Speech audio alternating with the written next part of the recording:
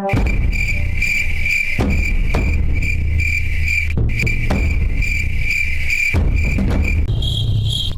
গর্তের ভিতরে থাকবি, বাইরে যাবি না। আমি তোদের জন্য কচি ঘাস আনতে গেলাম। ঠিক আছে মা।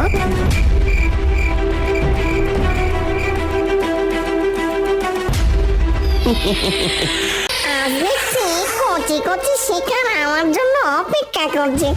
একবার খরগোশ বের হোক, তারপর তোর ছানাদের আমার পেটে চালান করে দেব।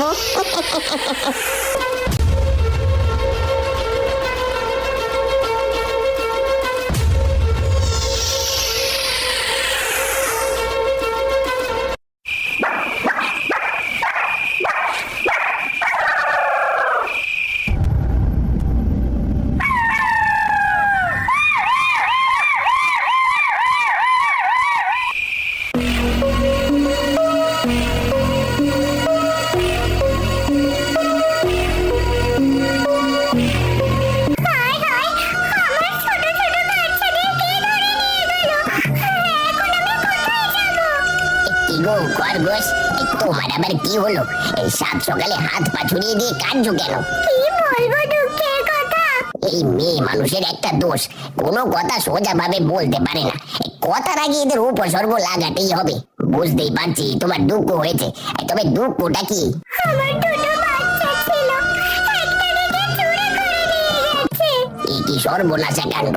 আরে খরগোশ গিনি, চুপ করো চুপ করো। আর এই বাচ্চাটাকে খেয়াল রাখো, যে তোমার বাচ্চা চুরি করেছে সে কিন্তু আবার আসবে। বলো কি বানর?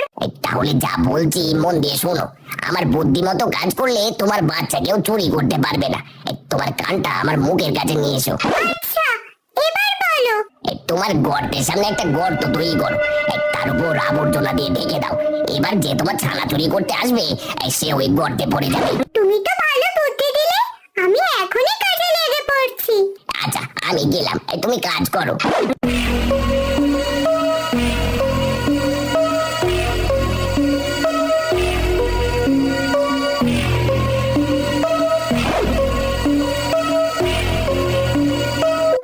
সব কাজ হয়ে গেছে, এবার পাশে গিয়ে অপেক্ষা করতে হবে।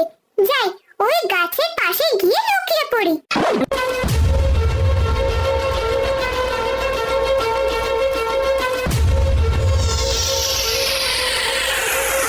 দেখি ফাঁকা মাঠ, খরগোশও আশেপাশে নেই। এখনই গিয়ে খরগোশের বাচ্চাটাকে টপস করে ধরে নিয়ে আসি। ওরে বাবা রে বাবা রে বাবা! চোর ধরা পড়েছে, চোর ধরা পড়েছে! বানর মশাই দেখে যান। ওই কই দেখি দেখি, এই যে আমাদের শিয়াল পণ্ডিত।